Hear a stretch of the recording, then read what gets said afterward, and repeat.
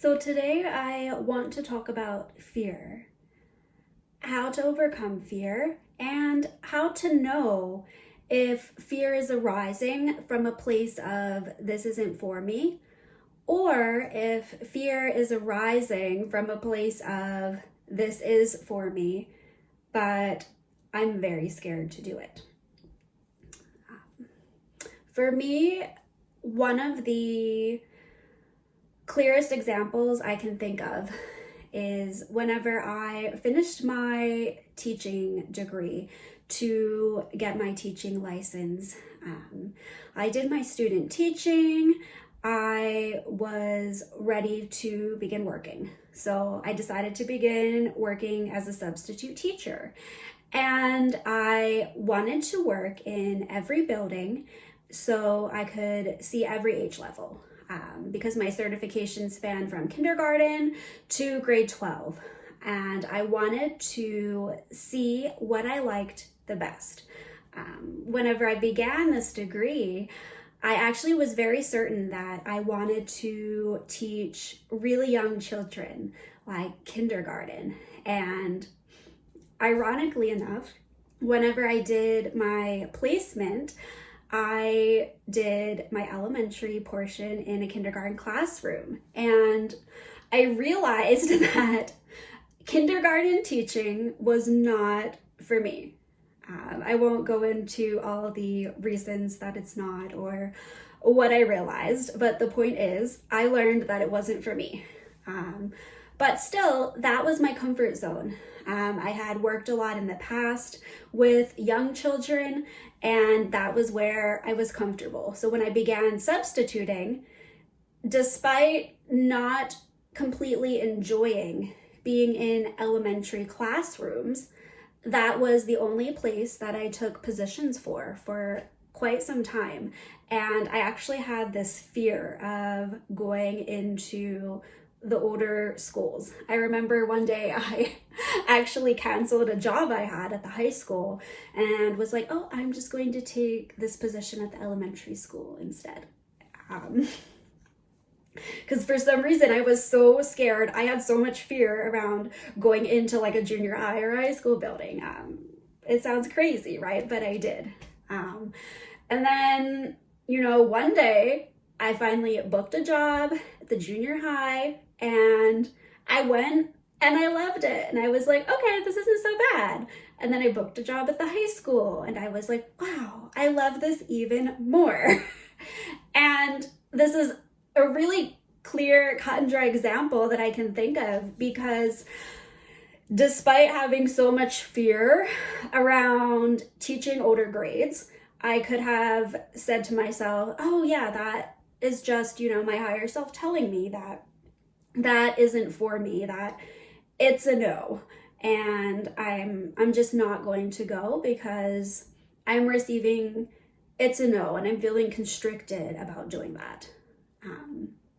But it was a constriction and a fear that I needed to overcome, because I ended up realizing that I love high school.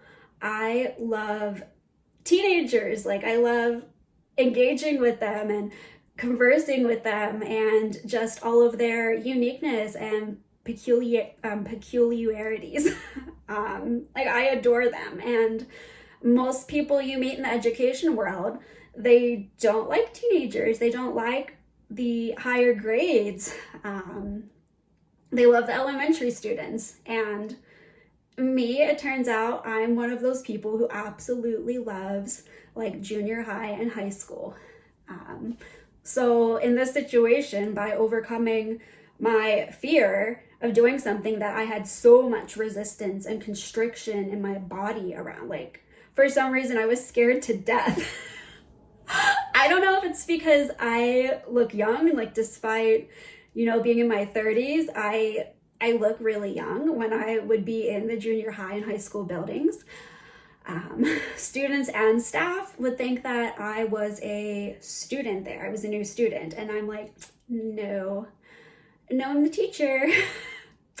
I am the teacher. It's me. Hi. But yeah, there is a difference between feeling fear and constriction for something that is not meant for you, and feeling fear and constriction because it is something you are supposed to go into and that you are supposed to overcome. And I want to talk about how do we know the difference? How do we know the difference? And for me, what I've found is whenever I have a fear and I'm thinking about doing something that I feel constriction around, I'm thinking about doing it. Like I was thinking about going into those schools, going into the high school, like showing up, teaching all those teenagers. And I felt a lot of anxiety. I felt constricted, and my body was like, I don't want to do this. But there was this like little space within me that felt excited. And it felt like if I made that choice to go, that it would be the more expansive choice. Because the way I look at making decisions where fear is involved is which choice is going to offer me expansion. Because you can feel fear, yet expansion. And you can feel fear, yet feel like it's going to keep you small. So my advice for that is to go with the feeling, go with the choice that feels more expansive. And it's very, very subtle. It's very subtle. It involves dropping back completely from the mind, down into the heart, into the body, bringing up each scenario. So for example, teaching in the high school classrooms or not, staying in elementary. And you can do this with any decision, staying in this relationship, leaving this relationship, buying this car, keeping my old car. And you sit with each option and you feel how each choice feels in your body, in your heart. There's going to be one that feels more expansive, even if it's just the tiniest little bit of feeling. And I'm telling you, sometimes it can be really, really tiny. There can be so much fear and resistance around making the right choice that it's just the tiniest ounce of expansion and excitement. And for me, whenever I make a choice, I know that it's the right one because my body feels so much peace. It's as if I just go, and my whole body just softens. And even if it was really scary and I had parts of me that were fighting me on the choice, once I make it, I know it's the right choice because I feel so much peace. And I feel excitement for the expansion that's to come. So yeah, that was just something that has been on my mind lately, and I've been noticing within myself. How do I know what choice is right for me?